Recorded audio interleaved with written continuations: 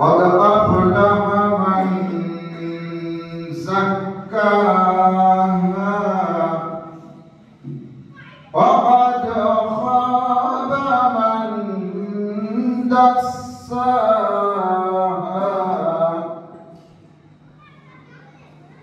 كذبت ثمود بتغواها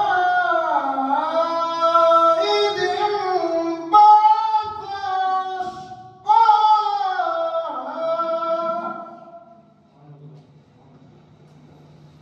وقال لهم رسول الله ناقة الله وسقياها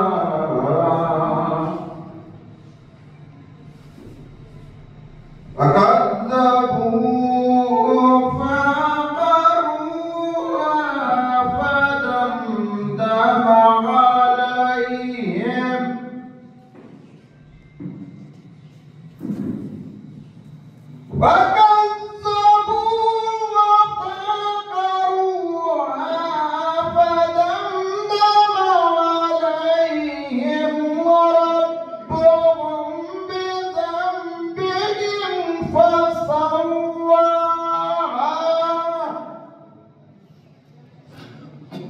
ولا يخاف عقباها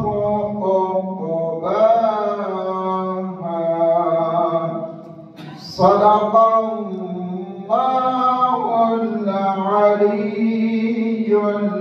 العظيم. برای تاجیل ظهور حضرت حجت علیه الصلاة والسلام بلندترین صلوات.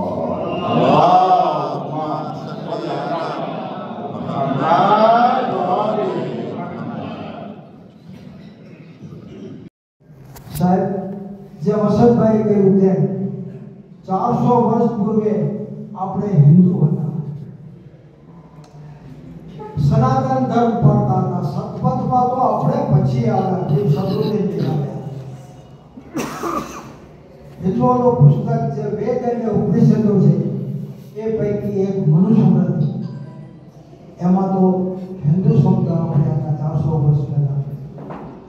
અને હિન્દુ જે social order છે મનુસ્મૃતિમાં, એમાં 4 સેક્ટ: બ્રાહ્મણ, those who are priest, જે રિલિજિયસ કામ કરે છે; ક્ષત્રિય એટલે કે રૂલિંગ પાર્ટી, દેશનું નેશનનું જે હિફાજત કરે છે, ક્ષત્રિય. થર્ડ, વૈશ્ય કે જે વેપારી કોમ છે, કોમન મેન. એન્ડ ફોર્થ, શુદ્ર એટલે કે મિલેનિયમ, સેનિટેશન વર્કર, આ બધું અનક્લીન ઓક્યુપેશનમાં જે રોકાયેલા હોય એ શુદ્ર. તો સાહેબ આપણે વૈશ્યમાંથી આવ્યા છીએ, વેપારી કે જે લોહાણા અને ઠક્કર કહેવાતા. ઇમામ જાફર સદીક અલૈહિસ્સલામના વખતથી